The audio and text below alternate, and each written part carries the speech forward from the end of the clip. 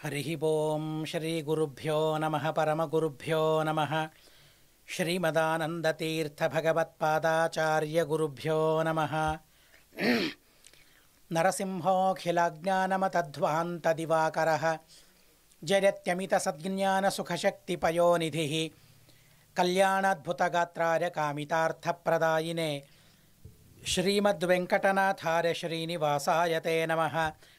व्यासाय भवनाशाय श्रीशाय गुणराशये हृद्याय शुद्धविद्याय मध्वाय च नमो नमः। नौमिन्याय सुधादिकृज्जरमुनीन् श्रीपादराट्सन्मणीन् व्यासार्यान् विविधागमब्धिविहरान् श्रीवादिराजानपि वन्दे हंसवरान् रघूत्तमगुरून् वैदग्ध्यवारां निधीन् श्रीसत्यव्रतराघवेन्द्रमुनिपान् सद्बोधसध्यानपान् सत्याभिज्ञकराब्जोत्थान् पञ्चाशद्वर्षपूजकान् सत्यप्रमोदतीर्थार्यान् नौमिन्यारसुधारतान् शास्त्रेषु पारदर्श्वानं शास्त्रज्ञेषु च वत्सलं दीनभक्तोद्धारकरं सत्यात्मानं गुरुं भजे। विद्यापीठविधातारं विद्यावारिधिचन्दिरं विद्यार्थिवत्सलं वन्दे महामहिमसद्गुरुम्। नारायणार्य परिपूर्णगुणर्णवार्य विश्वोदरस्थितिलयोन्नियतिप्रदाय ज्ञानप्रदाय विबुधासुरसौख्यदुःखसत्कारणाय वितताय नमो नमस्ते। नारायणं सुरगुरुं जगदेकनाथं भक्तप्रियं सकललोकनमस्कृतं च त्रैगुण्यवर्जितमजं विभुमाद्यमीशं वन्दे भवघ्नम् अमरासुरसिद्धवन्द्यं। नारायणं नमस्कृत्य नरं चैव नरोत्तमं देवीं सरस्वतीं व्यासं ततो जरमुदीरयेत्। स्वस्त्यस्तु। हरिः ओं हरिः ओं हरिः ओं। భీష్మాచార్యుల వారికి సత్యవతీదేవికి ఒక చిత్రమైన సంవాదం జరుగుతూ ఉంది.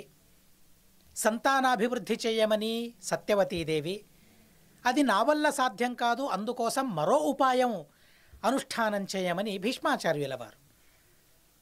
భీష్మాచార్యుల వారు చాలా చక్కగా మాట్లాడుతూ ఉన్నారు. వారు చేసిన ప్రతిజ్ఞను ఎలా పరిపాలించుకోవాలి అనేదాన్ని ఆలోచిస్తూ తల్లి మాటను ఎలా నెరవేర్చాలి అని ఆలోచిస్తూ ఉన్నారు. రెండు వైపులా వారి ఆలోచన చాలా పదునుగా సాగుతుంది. కానీ సత్యవతీదేవి సంతానాన్ని ఎలా అభివృద్ధి చేయాలి దాని గురించి మాత్రమే తను ఆలోచిస్తూ ఉంది. సంతానాభివృద్ధిని భీష్మాచార్యుల వారు చేస్తే వారి ప్రతిజ్ఞ భ్రష్టులవుతారు కదా అనే విషయాన్ని మాత్రం తను ఆలోచించలేకపోతూ ఉంది. ఇది ఒక ఆపద్ధర్మం కనుక భీష్మాచార్యుల వారికి పాపం రాదు, అది తప్పు కాదు అని తను ఆలోచిస్తూ ఉంది. కానీ మహాభారతమే చెబుతుంది ధర్మాదపేతం. తను ధర్మానికి అనుగుణంగా సత్యవతీదేవి ఆలోచించడం లేదు అని మహాభారతమే మనకు చెబుతుంది. యద్యపి పైకి కనిపించినట్లు మనకు అలా అనిపిస్తుంది ఆపద్ధర్మం కనుక భీష్మాచార్యుల వారు పరిపాలించాలి, అది తప్పు కాదు, ఆ యుగంలో అది ధర్మం కూడా. అంతకు మించి తల్లి చెబుతూ ఉంది. ఎన్ని పక్షాలున్నాయో చూడండి. సత్యవతీదేవి తన పక్షాన్ని సమర్థన చేసుకోవడానికి ఎన్ని ఉపపత్తులున్నాయో, ఎన్ని యుక్తులున్నాయో, ఎన్ని తర్కాలున్నాయో గమనించండి. కానీ భీష్మాచార్యుల వారు ఉంటూ నేను ప్రతిజ్ఞ చేశాను, నేను సత్యాన్ని విడనాడను, నా ప్రతిజ్ఞకు భంగం కలిగేలా నేను నడుచుకోను. భీష్మాచార్యుల వారి ఆలోచనలో సమయోచితత్వం కనిపిస్తూ ఉంది. అది సమయోచితమైన ఆలోచన అని అనిపిస్తుంది. ఎందుకంటే సంతానాభివృద్ధి జరగాలి, ఆ విషయంలో సందేహం లేదు. అది ధర్మమే, పరధర్మమే, ఆ విషయంలో కూడా సందేహం లేదు. కానీ ఆ సంతానాభివృద్ధిని చేయడానికి మరో ఉపాయం ఉన్నప్పుడు తనెందుకు ప్రతిజ్ఞాభంగం చేసుకోవాలి? ఇది భీష్మాచార్యుల వారి నిష్కర్ష, నిర్ధారం ఇది. కనుక ఓ ఉపాయాన్ని చెప్పాడు. బ్రాహ్మణుల ద్వారా ఇలా సంతానాభివృద్ధిని చేసుకున్న ఘటనలు ఎన్నో ఉన్నాయి అని ఆ ఘటనలను భీష్మాచార్యుల వారు చెప్పారు. చెప్పిన తరువాత మళ్ళీ భీష్మాచార్యుల వారు అంటారు, 114వ అధ్యాయంలో చెబుతారు, పునర్భరత వంశస్య హేతుం సంతానవృద్ధరే వక్ష్యామి నియతం మాతః తన్మే నిగతత శృణు బ్రాహ్మణో గుణవాన్ కశ్చిద్ధనేన ఉపనిమంత్ర్యతాం విచిత్ర వీర్య క్షేత్రేషు యః సముత్పాదయేత్ ప్రజా. ఒక బ్రాహ్మణుడు, నిష్కల్మషుడైన బ్రాహ్మణుడు, వేదాంగ పారంగతుడైన బ్రాహ్మణుడు. ఆ బ్రాహ్మణుడు ఎవరో తీర్మానించుకోమన్నారు. ఆ బ్రాహ్మణుని ద్వారా అంబాలికా దేవిలో వంశవృద్ధిని చేయించడం ఇది సమయోచితమైనది, అత్యంత యోగ్యమైనది, పరమధర్మమైనది ఇది అని భీష్మాచార్యుల వారు చివరికి కథలను మాత్రమే చెప్పడం కాదు, తగిన ఉపాయం కూడా ఎలా అనుష్ఠానం చేయాలో అన్న విషయాన్ని భీష్మాచార్యుల వారు చెప్పగా వైశంపాయనుల వారు అంటూ ఉన్నారు. భీష్మస్య తు వచ శ్రుత్వా ధర్మహేత్వర్థ సంహితం మాతా సత్యవతీ భీష్మం పునరేవాభ్యభాషత. ఎలాంటిది భీష్మాచార్యుల వారి మాటలు? ధర్మహేత్వర్థ సంహితం. చూడండి, భీష్మాచార్యుల వారి మాటలు ఎలా ఆడేవారో మనం గమనించాలి. వారి మాటలకు విశేషణమిస్తూ ఉంది మహాభారతం, వారి మాటలను ప్రశంసిస్తూ ఉంది మహాభారతం, వారి మాటలను వేదవ్యాసదేవుల వారు ఒప్పుకొని ప్రశంసిస్తూ ఉన్నారు. ఎలాంటి మాటలు భీష్మాచార్యుల వారివి? ధర్మహేత్వర్థ సంహితం. మాటలు ధార్మికంగా ఉండాలి, మాటల వల్ల ప్రయోజనం కలగాలి, చెప్పే విషయానికి హేతువులు ఉండాలి, సమర్థించుకోవడానికి. హేతువులంటే ప్రమాణాలు ఉండాలి. ధర్మం అంటే అది వేద సిద్ధమైనదే, స్మృతి సిద్ధమైనదే ధర్మం అవుతుంది. కనుక మాటలు ఎలా ఉండాలి అనే విషయాన్ని చాలా చిన్నగా, ఎంత భవ్యంగా, ఎంత గొప్పగా చెప్పారో చూడండి. భీష్మాచార్యుల వారి మాటలు మాత్రమే అలా ఉండాలని కాదు, అలా వారి మాటలు ఉన్నాయి. మా అందరి మాటలు కూడా ఎలా ఉండాలి? అలా లేని మాటలను ఆడకూడదు. ఏ మాటలలో ఈ గుణం లేదో, హేత్వర్ಥ సంయుతం సంహితం ఏది కాదో అలాంటి మాటలను ఆడకూడదు. అందుకనే మౌనవ్రతాన్ని చెప్పారు. ఎందుకని? అభ్యాసం చేసుకోవడానికి. మాటల్లో ధర్మం ఉండాలి. ఏ విషయాన్ని మనం మాటలతో చెబుతూ ఉన్నామో ధర్మాన్ని మనం చెప్పాలి. అలాగే నేను చెబుతూ ఉన్న విషయాన్ని సాధించుకోవడానికి హేతువులు ఉండాలి. ఆడిన మాటల వల్ల పెద్ద లాభం ఉండాలి, ప్రయోజనం ఉండాలి. డబ్బు కాదండి. మాటలకు ప్రయోజనం అంటే డబ్బు కాదు. ఎటు తిరిగినా డబ్బే మనకు కనిపిస్తుంది. ఏం చేయాలన్నా డబ్బే మనకు ప్రయోజనంగా, లాభంగా కనిపిస్తుంది. అది కాదు, డబ్బు కాదు. అంతకు మించిన ప్రయోజనం మనకు కావాలి. మాటలాడటం వల్ల దేవతలు సంప్రీతులవ్వాలి, దేవతలకు ప్రీతి కలగాలి. మనం మాట్లాడుతూ ఉంటే వినేవారికి ప్రీతి కలగాలి, ఆనందం అనిపించాలి. మాటలను వింటూ ఉంటే హృదయానందం, బ్రహ్మానందం అని అంటారే, అలాంటి బ్రహ్మానందం కలగాలి. అలాంటి మాటలను భీష్మాచార్యుల వారు ఆడారు. అయినా కూడా తల్లి ఆ మాటల్లోని హేతువును కానీ, ఆ మాటల్లోని ధర్మాన్ని కానీ, ఆ మాటల్లోని లాభాన్ని కానీ గమనించలేకపోయింది. సత్యవతీదేవి చెబుతూ ఉంది, నాన్న భీష్మ, నువ్వు ఉచత్యుని గాథను చెప్పావు నిజమే, కానీ అది పురాణమైన గాథ, అది పురాతనమైన గాథ, అప్పట్లోని ధర్మం అది. ఇప్పుడు ఈ సమయానికి అనుగుణంగా నువ్వు ఆలోచించాలి కదా. పౌరాణీ శృతిరిత్యేష, అది పౌరాణీ శృతి, అది పురాతనమైన పురాణమైన ఘటన. అది దాన్ని ఈ కాలానికి మనం అన్వయించుకోవాలా? దాన్ని అప్పుడేదో జరిగింది, అప్పటి ధర్మం అది, కానీ ఇప్పుడు కూడా దాన్నే సమన్వయం చేసుకోవాలా? ప్రాప్తకాలమిదం కురు, ఈ కాలంలో దేన్ని చేయాలో, ఏ పని చేయాలో ఆ పనిని చెయ్యమంటూ ఉంది సత్యవతీదేవి. యథాచతే పితుర్వాక్యం మమ కార్యం తథానఘ. భీష్మాచార్యుల వారు తండ్రి మాటను ఎలా నెరవేర్చారో అది కళ్ళకు కట్టినట్లు కనిపిస్తూ ఉంది సత్యవతీదేవికి. తనలోని ఆ గుణాన్ని ఎల్లప్పుడూ స్మరించుకుంటూ ఉంది. తను దాన్ని చెప్పింది. ఎదుటివారెవరైతే ఉన్నారో వారిలోని గుణాలను గమనించాలి, వారిలోని గుణాలను గౌరవించాలి. రెండూ నేర్చుకోవాలి. గమనించడం నేర్చుకోవాలి, గౌరవించడం నేర్చుకోవాలి. చాలా గొప్ప మాటలండి. అసలు ఇన్ని రోజులు ఎందుకని మహాభారతాన్ని విడిచిపెట్టానా అనే సంతాపం కలుగుతుంది. కానీ అడ్డంకులు, అంతరాయాలు తప్పవు మనిషికి. యంత్రాలు ఎప్పుడు ఎలా ఉంటాయో తెలియవు. మహాభారతాన్ని చెప్పాలి అనుకున్నప్పుడే చదవడం కుదురుతుంది. ఈరోజు ప్రవచనం లేదు కదా అని అనుకుంటే మహాభారతాన్ని చదవడమే కుదరదు. అసలు కనుక ఎందుకని ఇన్ని రోజులు మహాభారతాన్ని విడిచిపెట్టానని బాధ కలుగుతుంది. అలాంటి మాటలున్నాయి మహాభారతంలో.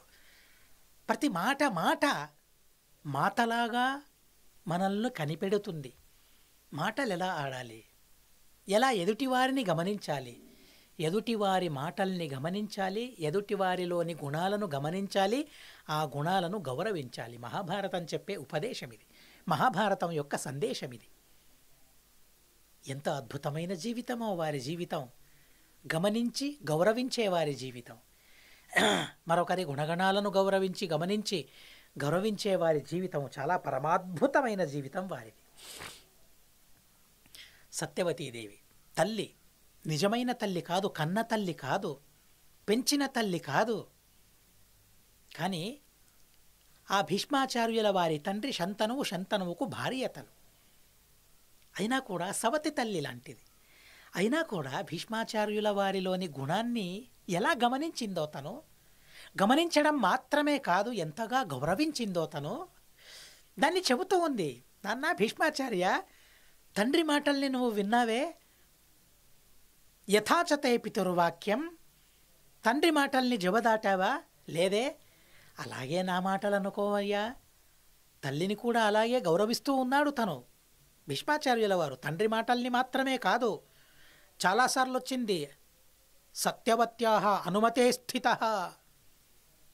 విచిత్రవీర్యుణ్ణి రాజుగా చేశారు భీష్మాచార్యుల వారు. ఎందుకని? సత్యవతి చెప్పింది గనుక. సత్యవతి అనుమతిని సంపాదించుకొని రాజుగా చేశాడు. తను రాజుగా ఉన్నా కూడా పరిపాలించే సామర్థ్యం తనకు లేనందువలన ఆ పరిపాలించే బాధ్యతను మాత్రమే తను మోసుకున్నాడు. ఆ పనిని కూడా సత్యవతీదేవి యొక్క అనుమతిని సంపాదించుకుని చేశాడు. అలా ఏ పని చేయాలన్నా సత్యవతి యొక్క అనుమతి తనకు కావాలి. వేదవ్యాసదేవుల వారిని అందించిన సతీమణి అంది, సాధ్వీమణి అంది. తను మామూలు మనిషి కాదు, తను సామాన్యురాలు కానే కాదు. తను నన్ను కన్న తల్లి కాకపోవచ్చు, కానీ ఆ దివ్యమైన ఆ దేవత అయిన సత్యవతి యొక్క గర్భంలో వేదవ్యాసదేవుల వారు సాక్షాత్ భగవంతుడు నివాసం చేశాడు. అంత గొప్ప పుణ్యమూర్తి తను. తన మాటను జబదాటడమా? అలాంటి ఆలోచనే భీష్మాచార్యుల వారికి లేదు.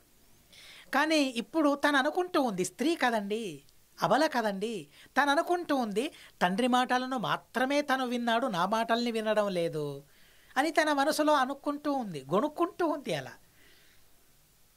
తండ్రి మాటల్ని మాత్రమే పరిపాలించడమా, తల్లి మాటలా పాలించమని చెబుతూ ఉంది. మమ కార్యం తథానగా, నా మాటల్ని కూడా వినవయ్యా, నా పని చేసి పెట్టవయ్యా. నా పని చేసి పెట్టడం వల్ల పాపం వస్తుందని నువ్వు అనుకుంటూ ఉన్నావు. పాపం రాదు అనగా పాప పనిని నువ్వు అస్సలు చెయ్యని వాడివి, నువ్వు పాపమే లేనివాడివి. నువ్వెలా పాపం చేస్తావు? కనుక నీపైన నాకు నమ్మకం ఉన్నందువలన ఈ పనిని చేసి పెట్టాలి. సంతానాభివృద్ధిని నువ్వే చేయాలి. ధర్మమే తత్పరం జ్ఞాత్వా సంతానాయ కులస్య చ ఆభ్యాం మమ నియోగాత్తు ధర్మం చరితుమర్హసి. నా ఆదేశం ఉన్నందువలన ఈ ధర్మాన్ని నువ్వు పరిపాలించాలి. భీష్మాచార్యుల వారు మళ్ళీ అందుకున్నారు. చూడండి, ఎంతగా తను బలవంతం చేస్తూ ఉన్నా కూడా తన ప్రతిజ్ఞకు భంగం కలగకుండా సంతానాభివృద్ధిని కలిగించాలని భీష్మాచార్యుల వారు ఆలోచిస్తూ ఉన్నారు. అమ్మ, నువ్వు చెప్పింది అధర్మం అని నేను అనడం లేదు. నువ్వు చెప్పింది ధర్మమే. అసంశరం పరోధర్మ. నువ్వు చెప్పింది త్వయా మాత ప్రకీర్తిత. నువ్వు ధర్మాన్ని చెప్పుతావే తప్ప అధర్మాన్ని ఏనాడైనా చెప్పావా, చెబుతావా? చెప్పే సాహసమైనా నీకుందా? అధర్మికమైన ఆ బాటలో నడిచేదానివి నువ్వా? లేదే. కనుక నువ్వు చెప్పినది పరధర్మం, అందులో ఏ విధమైన సందేహము కూడా నాకు లేదు. కానీ నేను ప్రతిజ్ఞ చేశాను కదా, ఆ ప్రతిజ్ఞను కాస్త నువ్వు గమనించవు. తండ్రి మాటల్ని నేనెలా పరిపాలించాను అనే నాలోని గుణాన్ని నువ్వు గమనించావే, అలాగే నేను చేసిన ఆ ప్రతిజ్ఞ ఉంది కదా, ఆ గుణాన్ని కూడా గమనించవమ్మా. ఆ గుణాన్ని కూడా గౌరవించుకోవమ్మా. నీ కొడుకును నేను, నీ సంతానము నేను. కనుక నా ప్రతిజ్ఞకు భంగం కలిగించకూడదని తను వేడుకుంటూ ఉన్నాడు. ఉత్సృజేయమహం ప్రాణాన్నతు సత్యం కదాచన. అమ్మ, ఎంతటి గొప్ప ప్రతిజ్ఞ చూడండి. భీష్మాచార్యుల వారి ధైర్యం చూడండి. ప్రాణాలను పరిత్యజిస్తానే తప్ప సత్యాన్ని పరిత్యజించడం నా వల్ల కాదని తేల్చి చెప్పేశాడు. ఇలాంటి మహానుభావుల గాథల్ని, ఆ మహానుభావుల గుణాల్ని మనం ప్రతిరోజు వింటూ ఉంటే ఏదో మన మనసులో కదలిక, చిన్న కదలిక, ధర్మ మార్గం వైపు వెళ్ళాలనే అతి చిన్న కదలిక జరుగుతుంది. ఆ కదలిక మనకు కనిపించదు, ఆ కదలిక యొక్క అనుభవం మాకు రాదు. అయినా కూడా కదలిక ఉంటుంది మనసులో. ధర్మం వైపు కదలగలుగుతాం, ధర్మంలో ముందడుగు వేయగలుగుతాం. మహాభారతాన్ని వినాలి, ఇలాంటి మహానుభావుల గాథల్ని వినాలి, గుణాల్ని వినాలి, విని తీరాలి. ఉత్సృజేయమహం ప్రాణాన్నతు సత్యం. కథంచన ప్రాణాల్ని విడిచిపెడతానే తప్ప సత్యాన్ని విడిచిపెట్టడమ్మా భీష్మాచార్యుడు. సత్యవతి మళ్ళీ ఎందుకుంది? జానామిత్వరి ధర్మజ్ఞ సత్యం సత్యపరక్రమ ఇచ్ఛంత్వమిహ లోకాన్ త్రీన్ సృజేహే అన్యానరిందమ యథాతు నః కులం చైవ ధర్మశ్చన పరా భవేత్ సురదశ్చ ప్రహృష్టాస్యుస్తథాత్వం కర్తుమర్హసి. భీష్మాచార్య, నేనొక్కడాన్నే చెబుతూ ఉన్నానా? కులాభివృద్ధిని చేయమని లేదే. నీ సుహృదులందరూ కూడా, నీ మిత్రులందరూ, స్నేహితులందరూ కూడా నీకు చెప్పారే. మరింత బలం అనిపించింది సత్యవతీదేవికి. నేను మాత్రమే చెప్పడం కాదు, నీ మిత్రులు కూడా చెబుతూ ఉన్నారు కులాభివృద్ధిని చేయమని. కనుక నువ్వు ఈ పని చేయడం వలన నాకు సంతోషం మాత్రమే కాదు, నీ మిత్రులకు కూడా సంతోషం కలుగుతుంది. సంతోషం జనయేత్ ప్రాజ్ఞ తదేవేశ్వర పూజనం అన్నారు. మరొకరికి సంతోషం కలిగేలా మసలుకోవాలట, మరొకరికి సంతోషం కలిగేలా మా ప్రవృత్తి ఉండాలట. అది ఎలాంటి గొప్ప సాధన అంటే తదేవ ఈశ్వర పూజనం అంటారు. నా మాట వల్ల, నా చేత వల్ల, నా నడవళిక వల్ల ఎవరికైనా సంతోషం కలిగితే, అందులోనూ పెద్దవాళ్లకు సంతోషం కలిగితే, మంచివాళ్లకు సంతోషం కలిగితే, వారెవరైనా పర్వాలేదు, బ్రాహ్మణులైనా, క్షత్రియులైనా, వైశ్యులైనా, శూద్రులైనా, చండాలులైనా, సజ్జనులకు నా వల్ల సంతోషం కలిగితే అంతకన్నా గొప్ప ఈశ్వర పూజ లేదట. ఎలా భగవంతుణ్ణి పూజించాలో, పూజించమని ఎలా చెప్పారో చూడండి. స్వార్థాన్ని బోధించలేదు శాస్త్రం. అసలు శాస్త్రాన్నే కట్టివేయాలని, శాస్త్రాన్నే అగ్నిలో పారవేయాలని ఎందరెందరో మహానుభావులు అంటూ ఉన్నారు కదండి. మహానుభావులా వాళ్ళు అసలు ఏం చెబుతుంది శాస్త్రం? అసలు స్వార్థాన్ని ఎక్కడైనా బోధించిందా శాస్త్రం? లేదే. పరహితాన్ని బోధించింది, పర సంతోషాన్ని బోధించింది, స్వార్థాన్ని విడనాడమని చెప్పింది, పరార్థం ఉండాలని చెప్పింది. అలా తదేవేశ్వర పూజనం, అందరికీ సంతోషపరచేలా నువ్వు ఉండాలయ్యా. కనుక నువ్వు సంతానాభివృద్ధిని చేయడం వలన ఎందరికీ సంతోషం కలుగుతుంది. త్వమేవ కులవృద్ధాసి గౌరవంతు పరం మరి విశ్వాసాత్తే ప్రవక్ష్యామి సంతానాయ కులస్సన. నీపైన నాకు విశ్వాసం అయ్యా, ఎనలేని విశ్వాసం నాపైన. ఎలా కుదురుకుందో చూడండి ఆ విశ్వాసం సత్యవతీదేవికి భీష్మాచార్యుల వారిపైన. ఎంత అద్భుతమైన ప్రతిజ్ఞ చేశాడు అసలు, ఎంత త్యాగం చేశాడు అసలు. ఏ యవ్వనం కోసం, ఏ సుఖం కోసం యయాతి మహారాజు ప్రాకులాడాడో, తన కొడుకు నుండి యవ్వనాన్ని పొంది, తారుణ్యాన్ని పొంది సుఖాన్ని అనుభవించాడో, అలాంటి సుఖాన్ని క్షణములోనే పరిత్యజించగలిగాడు భీష్మాచార్యులు. ఎంత గొప్పది అది, దాన్ని గమనించింది. అలాగే తనున్నాడు, ఆ ప్రతిజ్ఞను అలా పరిపాలిస్తూనే ఉన్నాడు. ఎవరికి విశ్వాసం రాదండి అలాంటి వారిపైన? చాలా విశ్వాసం నాకు నీపైన, కనుక నీకు చెబుతూ ఉన్నానని మళ్ళీ తల్లి చెబుతూ ఉంది. తమసహ లోకమావృత్య నౌగతామేవ భారత మత్స్యగంధో మహానాసీత్ పురా మమ జుగుప్సితః అభిభూయ సమాం బాలాం తేజసావశమానయత దీపేస్యారేవ సరితః కన్యైవ త్వం భవిష్యసి. తన గురించి తను చెప్పుకుంది, తన గాథను తను చెప్పుకుంది సత్యవతీదేవి. నేను ఎలా ఉండేదాన్ని, దాశరాజు ఇంట్లో నేను పెరిగాను, నా పేరు కాళీ, నేను మత్స్యగంధిని, నా దగ్గరికి వస్తే చేపల వాసన, అసలు ఆ వాసనే అసహ్యంగా ఉండేది, ఎవరూ నా దగ్గరికి వచ్చేవాళ్ళు కాదు. ఓ రోజు నేను నదిని దాటిస్తూ ఉన్నాను, యమునా నదిని దాటిస్తూ ఉన్నాను. ఆ సందర్భంలో ఓ మహానుభావులు వచ్చారు.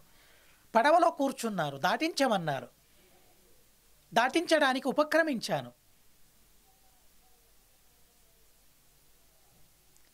నువ్వు నాకు కావాలి అన్నాడు ఋషి. అదేంటి, నేనెవరిని, తనెవరు, వారెవరు? మహాబ్రాహ్మణుడు తను, మహారుషి తను, నన్ను కోరుకోవడమేంటి, నా కోరిక, నా వాంఛ తనకు కలగటమేంటి అసలు అని నేను అనుకున్నాను లోపల. నేను మత్స్యగంధిని, నన్నింతగా ఆరాధిస్తూ ఉన్నాడా, నన్నింతగా ప్రేమిస్తూ ఉన్నాడా, నా కోరిక తనకు కలిగిందా? లోపల నాకు సంతోషం కలిగింది. ఎవరూ నా దరికి చేరని వారు ఆ మహానుభావుడైన పరాశరుడు నా దరికి రావాలని, నాతో సుఖాన్ని పంచుకోవాలని తను అనుకోవడమే నాకు చాలా గొప్ప అనిపించింది. అయినా కూడా తండ్రికి అధీనంగా నేను ఉండాలి, తప్పేమో అని నేనన్నాను. తప్పు కాదు అన్నారు పరాశరమునుల వారు. ఋషులందరూ ఆ తీరంలో కనిపిస్తూ ఉన్నారు. వాళ్ళకు కనిపిస్తూనే సంభోగం చేయడమా ప్రశ్నించింది. క్షణంలోనే నీహారాన్ని సృష్టించారు పరాశరుల వారు. అందరి కళ్ళు కప్పిపోయాయి, ఎవరికి ఏం కనిపించడం లేదు అసలు. పరాశరునికి సత్యవతి, సత్యవతికి పరాశరు కనిపిస్తూ ఉన్నారు. నేను మత్స్యగంధిని అన్నారు, యోజనగంధిగా మార్చారు అసలు.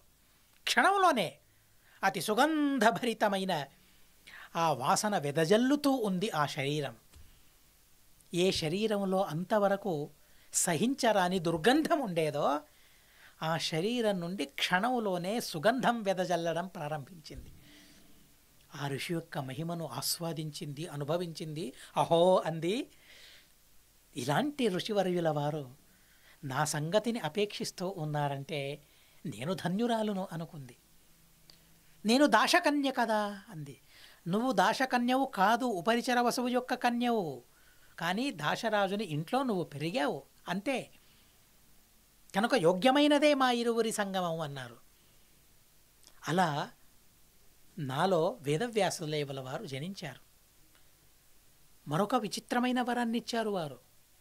నా సంపర్కం చేసినా కూడా, నీకు సంతానం కలిగినా కూడా నువ్వు కన్యగానే ఉంటావనే వరాన్ని ఇచ్చారు. ఎంత గొప్పవారో గమనించండి పరాశరుల వారు. ఏదో ఎంత సలీసుగా వింటూ ఉంటే ఇదేదో కథ అని మనకు అనిపిస్తుంది. ఇదేదో కథ, చందమామ కథలా, బాలమిత్ర కథలా మనకు అనిపిస్తుంది. కానీ ఎలాంటి సామర్థ్యం ఉండేదో.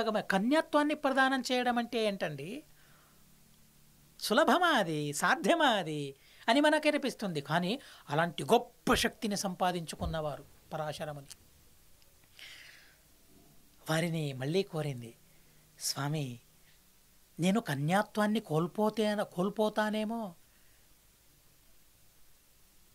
ఇలాంటి నన్ను ఎలా నా తండ్రికి చూపించను, కన్యాత్వాన్ని కోల్పోయి నన్నుగా ఎలా తండ్రి దగ్గరికి వెళ్ళను, నేనెలా నా తండ్రిని మొహంలో మొహం పెట్టి చూడను, ఎలా చూడడం నాకు సాధ్యమవుతుంది తప్పు చేసి అనింది. వేదవ్యాసదేవుల వారిని కన్న తరువాత కూడా కన్నెరికాన్ని నీకు ఇస్తానన్నారు. కన్న తరువాత కన్నెరికం ఎక్కడుంటుంది? లేదే. కన్యాత్వం ఎక్కడుంటుంది? లేదే. కానీ పరాశరుల వారన్నారు, కన్న తరువాత కూడా కన్యాత్వం నీకొచ్చేలా నేను వరం ఇస్తానన్నారు. వరం ఇచ్చారు. అలాంటి వరాన్ని తాను అనుభవించింది. చాలా ఆశ్చర్యం అనిపిస్తుంది ఈ విషయాలన్నీ కూడా. ఎంతటి శక్తి సంపన్నులో వారందరూ కూడా అనిపిస్తుంది. కన్యాత్వాన్ని ఇచ్చారు, కన్యాప్రదానం చేశారు. కన్యాత్వంచ దదౌ ప్రీతః, ఎంత ప్రేమతో ఆ కన్యాత్వాన్ని ప్రదానం చేశారంటే, పునర్విద్వాన్ తపోధనః, అక్కడే ఆ మహానుభావుల వారు ద్వీపంలో జనించారు కాబట్టి ద్వైపాయన, వేదాలను వ్యాసం విభాగం చేశారు కాబట్టి వేదవ్యాస అని వారు పుట్టారు. లోకే వ్యాసత్వం ఆపేదే కార్ష్ణ్యాత్ కృష్ణత్వమేవచ, నల్లగా ఉన్నారు కాబట్టి చూడ్డానికి కృష్ణ. ఎలా మేఘాలు ఎలా నల్లగా ఉంటాయో అలాంటి నల్లదనం, అది బొగ్గులాంటి నల్లదనం కాదు. అలాంటి వారు కాబట్టి కృష్ణ అని, వేదవ్యాస అని, ద్వైపాయన అని అనేక పేర్లతో ప్రసిద్ధి చెందారు. తం స్మరిష్యే మహాబాహో యది భీష్మత్వమిచ్చసి. స్త్రీ కదా, పరతంత్రురాలు కదా, భీష్మాచార్యుల వారిని అడుగుతోంది, నాన్న భీష్మ, నువ్వు అనుమతిస్తే ఆ వేదవ్యాసదేవుల వారిని నేను స్మరించుకోను. వారో వరం ఇచ్చారు కొడుకుగా. అమ్మ, నువ్వు ఏ క్షణం స్మరించుకుంటావో ఆ క్షణంలోనే నేను నీకు ప్రత్యక్షమవుతాననే వరం ఇచ్చారు. తనను స్మరించుకోనా? తను వస్తే ఉపాయం చెబుతాడేమో. నీ వల్ల ఉపాయం చెప్పడం సాధ్యం కావడం లేదు, తన ఉపాయాన్ని చూద్దాం, స్మరించుకుంటాను అని చెప్పిన తరువాత ఓం అన్నాడు. అలాగే అమ్మా, వేదవ్యాసదేవుల వారి దర్శనం మాకందరికి కలుగుతుంది, సంతోషంతో అనుమతించారు. యో విచింత్య ధియా ధీరో వ్యవస్థితి సబుద్ధిమాం తరిదం ధర్మయుక్తం చ హితం చైవ కులస్య నః ఉక్తం భవత్యాయ శ్రేయస్తన్మహ్యం రోచతే భృశం. కృష్ణద్వైపాయనుణ్ణి స్మరించుకుందట ఆ తల్లి. కృష్ణద్వైపాయనుల వారు క్షణంలో తల్లి ముందు నిలిచారు. ఏం చేస్తూ ఉన్నారు? మహాభారతం చెబుతుంది, స వేదాన్ విబ్రువన్ ధీమాన్ మాతుర్విజ్ఞాన చింతితం. వేదాలను చెబుతూ ఉన్నారట, వేదపాఠం చెబుతూ ఉన్నారట వేదవ్యాసదేవుల వారు. తల్లి స్మరించుకున్న క్షణంలోనే తల్లికి ఎదురుగా ప్రత్యక్షమయ్యారు. కొడుకులు తల్లికి తండ్రికి ఎలా అధీనంగా ఉండాలో, ఎంతగా అధీనంగా ఉండాలో, తల్లిదండ్రుల మాటలను ఎలా వినాలో అనే విషయాన్ని ఎంత చక్కగా మహాభారతం చెబుతుంది. అలా ప్రత్యక్షమయ్యారు. ప్రత్యక్షమైన తరువాత తల్లి పూజించింది. ఎందుకంటే తనకు తెలుసు తను కొడుకు మాత్రమే, కానీ కొడుకు కాదు, తను సర్వోత్తముడు, తను విష్ణువు తను అనే విషయం తనకు తెలుసు. కాబట్టి వేదవ్యాసదేవుల వారిని సత్యవతీదేవి పూజించింది, చెప్పింది, విషయాన్నంతా చెప్పింది. విచిత్రవీర్యుడు చనిపోయాడు, అంబిక అంబాలిక ఇరువురున్నారు, సంతానం లేదు, సంతానలేమితో బాధపడుతూ ఉన్నారు. రాజు లేడంటే రాజ్యం ఎలా ఉంటుంది సురక్షితంగా? కనుక నువ్వు వారిలో సంతానాభివృద్ధిని చేయాలి అని సత్యవతీదేవి ప్రార్థించింది. సరే, వేదవ్యాసదేవులు అన్నారు, సరే అన్నారు. కానీ 1 సంవత్సరం వరకు వారు వ్రతం పాలించాలి. సంవత్సరం యథాన్యాయం తతశుద్ధే భవిష్యత నహిమామవ్రతోపేత ఉపేయాత్ కాచిదంగన. సంవత్సరం వరకు వారిరువురు వ్రతం చేయాలి. వ్రతం చేసి శుద్ధిని సంపాదించుకున్న తరువాత నా సమాగమం జరిగి తరువాత సంతానం. వ్రతం చేయని వారికి నా సమాగమం అసలు లభించదు. శ్రీమదాచార్యుల వారు చెప్పారు, ఋతేరమాం జాతు మమాంగ సంగ యోగ్యాంగనానైవ సురాలయేపి. నేను రమాదేవిని తప్ప మరొకరిని ముట్టుకోను, అది నా వ్రతం, నా సంకల్పం. ఎవరినైనా ముట్టాలంటే ఆ స్త్రీలో లక్ష్మీదేవి యొక్క సన్నిధానం ఉండాలి, అంటే మాత్రమే నేను తనను తాకగలను. ఇది నా ధర్మం, ఇది నేను చేసే సంకల్పం, చేసుకున్న సంకల్పం ఇది అన్న తరువాత మళ్ళీ సత్యవతీదేవి ఏంది, అదేంటి నాన్న, సంవత్సరం వరకు రాజు లేకుండా రాజ్యం ఉంటుందా? రాజ్యం ఉండాలా? ఎన్ని అవకతవకలు జరుగుతాయి రాజు లేకపోతే. రాజు లేని రాజ్యాన్ని దేవతలు ఆశీర్వదించారు. రాజు లేని రాజ్యంలో వర్షాలు పడవు, రాజు లేని రాజ్యంలో ధాన్యం ఉండదు, రాజు లేని రాజ్యంలో సుఖం ఉండదు, రాజు లేని రాజ్యంలో ప్రజలు ఆనందంగా ఉండరు, అసలు రాజు లేని రాజ్యమే ఉండదు. సంవత్సరం వరకు ఎలా నాన్న? సత్యవతీదేవి మళ్ళీ ప్రార్థించింది. సరే, అలాగైతే నేను భయంకరంగా కనిపిస్తాను, దాన్ని వారు ప్రేమతో అంగీకరించాలి, నన్ను ప్రేమతో ఆరాధించాలి. భయంకరంగా నేను కనిపిస్తే ప్రేమగా వారు నన్ను ఆరాధించాలి. ఇది ఒక వ్రతం. ఈ వ్రతాన్ని వారు చేసినట్లయితే ఇప్పటికిప్పుడే సంతానాన్ని కరుణిస్తానన్నారు. సరే అన్నారు. అంబికాని పిలిచింది. సత్యవతీదేవి చెప్పింది, విడమర్చి చెప్పింది, తను సర్వోత్తముడు, సర్వనాథుడు, తనను భక్తితో కొలవాలి, భక్తితో ఆరాధించాలని చెప్పింది. అలా చెప్పిన తరువాత విరూపతాం మే సహతాం తయోరే తత్పరం వ్రతం వెది మే సహతే గంధం రూపం వేషం తథా వపుః భీష్మో బుద్ధిమదాన్మహ్యం కులస్యాస్య వివృద్ధయే భోజరామాస విప్రాంశ్చ దేవర్షీన్ అతిథీన్ తథా. ఆ అంబికా పేరు కౌసల్య అని కూడా మహాభారతం మనకు చెబుతుంది. కౌసల్యే ధర్మతంత్రం త్వాం యద్బ్రవీమి నిబోధతత. మొట్టమొదటిసారి భర్తతో కూడుకునే సందర్భంలో తల్లి ఎలాంటి మాటలు చెప్పాలో అలాంటి మాటలను సత్యవతీదేవి తన కోడలికి చెబుతూ ఉంది, అంబికాకు చెబుతూ ఉంది. ఎలా వేదవ్యాసదేవులతో మసులుకోవాలి, ఎలా భగవంతుణ్ణి ఆరాధించాలి, తనెలా కనిపిస్తాడో అది కనిపించడానికి మాత్రమే ప్రేమ నిండిన కళ్ళతో గౌరవం నిండిన భక్తి నిండిన కళ్ళతో మనసుతో ఆ భగవంతుణ్ణి ఆరాధించగలగాలి, ఆరాధించాలి నచ్చ చెప్పింది. తను వెళ్ళింది. ఆ కౌసల్యాదేవి అంబికాదేవి వేదవ్యాసదేవుల వారి దగ్గరికి వెళ్ళింది. ఆ తరువాత ఆ వేదవ్యాసదేవుల వారి తను ఎలా ఆరాధించింది,